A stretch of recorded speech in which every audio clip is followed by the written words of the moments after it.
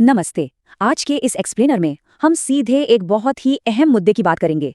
Hindi medium के छात्रों के लिए AFCAT परीक्षा की असली सच्चाई। डिफेंस में जाने का सपना है, लेकिन इंग्लिश को लेकर मन में कोई भी डाउट है, तो बस आज ये सारी उलझनें दूर होने वाली हैं। अक्सर दिमाग में सबसे पहला और बड़ा सवाल यही आता है कि क्या AFCAT का पेपर बाइलिंगुअल यानी द्विभाषी होता है। इस डाउट को यहीं क्लियर कर लेते हैं। इसका सीधा सा जवाब है नहीं। बाकी कुछ एग्जाम्स के उलट AFCAT पूरी तरह से सिर्फ और सिर्फ इंग्लिश में होता है। इस बात को और अच्छे से समझने के लिए जरा इस तुलना को देखते हैं। एक तरफ UPSC की NDA और CDS जैसी परीक्षाएं हैं जो हिंदी और इंग्लिश दोनों में आती हैं, लेकिन AFCAT का मीडियम सिर्फ इंग्लिश है। तो सबसे पहला कदम यही है कि इस सच्चाई को जाना जाए और एक्सेप्ट किया जाए। लेकिन रुकिए, सिर्फ इंग्लिश सुनकर पैनिक करने की बिल्कुल भी जरूरत नहीं है। असली सच्चाई काफी अलग है। AFCAT में कोई बहुत भारी भरकम हाई लेवल लिटरेचर वाली इंग्लिश नहीं पूछी जाती।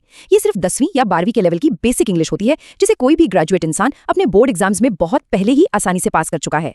चलिए अब आगे बढ़ते हैं और इस एग्जाम के अलग अलग सेक्शंस को ब्रेक डाउन करके देखते हैं कि आखिर इंग्लिश का इस्तेमाल होता कैसे है। ये टेबल एक बहुत ही शानदार बात सामने लाती है। ध्यान से देखिए, पूरे पेपर का ठीक आधा हिस्सा यानी 100 में से 50 सवाल सिर्फ मैथ्स और रीजनिंग के होते हैं। इन सब्जेक्ट्स में कोई लंबी चौड़ी इंग्लिश तो पढ़नी नहीं होती। यहाँ सिर्फ बेसिक लॉजिक और कैलकुलेशन का टेस्ट है, जिसे डिकोड करना बहुत आसान है। उदाहरण के लिए सोर्स में बताए गए रीजनिंग के इसी असली सवाल को ले लीजिए। Find the missing number in the given series below. क्या इस एक लाइन को समझने के लिए किसी बहुत तगड़े वोकैबुलरी की जरूरत है? बिल्कुल नहीं। एकदम सीधी और सिंपल भाषा है जो सिर्फ लॉजिक चेक कर रही है, इंग्लिश नहीं। ठीक यही बात जनरल नॉलेज वाले सेक्शन पर भी फिट बैठती है। जीके के सवाल बहुत ही डायरेक्ट होते हैं। इनमें ज्यादातर सिंगल लाइन वाले यानी एक लाइन के सवाल होते हैं, जिनका मकसद किसी मुश्किल भाषा को नहीं बल्कि सिर्फ जनरल अवेयरनेस को टेस्ट करना होता है। इस बात को साबित करने के लिए ये जीके का एक्चुअल सवाल देखिए। Who was awarded Padma Bhushan in the field of spiritualism? ऐसे सवालों में जो शब्द इस्तेमाल होते हैं वो हमारी रोजमर्रा की जिंदगी का हिस्सा हैं। सिर्फ इन शब्दों को देखकर ही सवाल का मतलब तुरंत समझ में आ जाता है। इसके लिए कोई बहुत गहरी इंग्लिश की नॉलेज बिल्कुल नहीं चाहिए। अब बात करते हैं उस सेक्शन की जिसका नाम ही इंग्लिश है। इसमें mainly grammar, idioms and phrases, one word substitution, comprehension और वोकैबुलरी आती है। और मजेदार बात तो ये है कि इनमें से ग्रामर जैसे टॉपिक्स तो बचपन से ही स्कूल में पढ़ाए जाते हैं। ये तो एकदम बेसिक कॉन्सेप्ट्स हैं। तो यहाँ सबसे जरूरी पॉइंट ये है कि कॉम्प्रिहेंशन वाले हिस्से को देखने का नजरिया बदलना पड़ेगा। इसे हाई लेवल इंग्लिश के टेस्ट की तरह ना देखकर एक रीजनिंग और अंडरस्टैंडिंग के टेस्ट की तरह देखना चाहिए। अगर पैराग्राफ का मेन आइडिया समझ में आ जाए तो हर एक शब्द का सटीक मतलब जानने की जरूरत ही नहीं पड़ती। हाँ, ये माना जा सकता है कि वोकैबुलरी यानी सिनोनिम्स और एंटोनिम्स वाला हिस्सा थोड़ा सा डरावना लग सकता है, लेकिन याद रहे ये पूरे एग्जाम का बस एक छोटा सा हिस्सा है। इसके लिए थोड़ी टारगेटेड प्रैक्टिस जरूर चाहिए, पर यह डरने की वजह बिल्कुल नहीं है। इसे बहुत ही आसानी से मैनेज किया जा सकता है। अब जरा रिटन एग्जाम से आगे बढ़ते हैं और सिलेक्शन प्रोसेस के अगले स्टेज यानी SSB इंटरव्यू पर नजर डालते हैं। ये चार्ट सच में आंखें खोलने वाला है। 5 दिनों तक चलने वाले SSB इंटरव्यू के 95% टास्क इंग्लिश में ही होते हैं। यही वजह है कि अगर अभी से इस भाषा के साथ कंफर्टेबल हो जाएं तो ये आगे चलकर एक बहुत बड़ा लॉन्ग टर्म एडवांटेज बन जाता है। तो अब सवाल उठता है कि तैयारी कैसे शुरू की जाए। आइए इसकी प्रैक्टिकल स्ट्रैटेजी समझते हैं। भाषा की इस दीवार को गिराने का ये स्टेप बाय स्टेप तरीका सबसे असरदार है। सबसे पहले सवालों को सिर्फ और सिर्फ इंग्लिश में पढ़ने की आदत डाली जाए। दूसरा, पिछले साल के पेपर्स और मॉक टेस्ट्स को इंग्लिश में ही सॉल्व किया जाए। और तीसरा, बिना डरे लगातार इसकी प्रैक्टिस की जाए। ये कंसिस्टेंसी ही भाषा के डर को हमेशा के लिए खत्म कर देगी।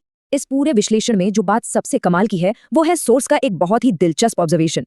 हिंदी मीडियम के छात्रों के अंदर नेचुरली एक गजब की फाइटिंग स्पिरिट यानी लड़ने का जज्बा होता है। और सच मानिए, यही जज्बा सबसे बड़ी ताकत है, बस इसे सही दिशा में लगाने की देरी है। असल में बस शुरुआत करने की झिझक होती है। अगर पूरी ईमानदारी से सिर्फ 2 या 3 मॉक टेस्ट भी दे दिए जाएं तो इस भाषा के साथ एक अच्छा खासा कंफर्ट बन जाता है। एक बार आदत बन गई, फिर भाषा की ये जो तथाकथित दीवार है वो कोई मुद्दा ही नहीं रह जाती। तो इस एक्सप्लेनर को खत्म करते हुए इस आखिरी बात पर विचार करना बहुत जरूरी है। क्या कोई भी भाषा किसी को आर्म्ड फोर्सेज में शामिल होने से रोक सकती है? बिल्कुल भी नहीं। थोड़ी सी बेसिक ग्रामर, वो गजब की फाइटिंग स्पिरिट और लगातार प्रैक्टिस के दम पर किसी भी रुकावट को पार किया जा सकता है।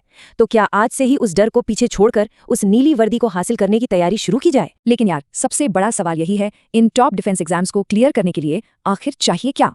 सिर्फ किताबी ज्ञान नहीं, हमें उस इंसान का तजुर्बा चाहिए जिसने खुद ये मंजिल हासिल की हो। और इन्होंने ऐसा किया है। AFCAT, CDS, CGCAT और SSC CPO जैसे टफ एग्जाम्स खुद क्लियर किए हैं। बिल्कुल, इन्हें 14 SSB इलाहाबाद से सीधे ऑफिसर्स ट्रेनिंग एकेडमी यानी OTA के लिए रिकमेंड किया गया था। इसीलिए यहाँ सिर्फ हवाई बातें नहीं होती, सीरियस एस्पिरेंट्स को एकदम जेन्युइन इन्फॉर्मेशन और प्रैक्टिकल स्ट्रैटेजीज मिलती हैं। सही डेटा और आजमाए हुए तरीके, बस यही दोनों मिलकर हमारी तैयारी को एकदम सही दिशा देते हैं।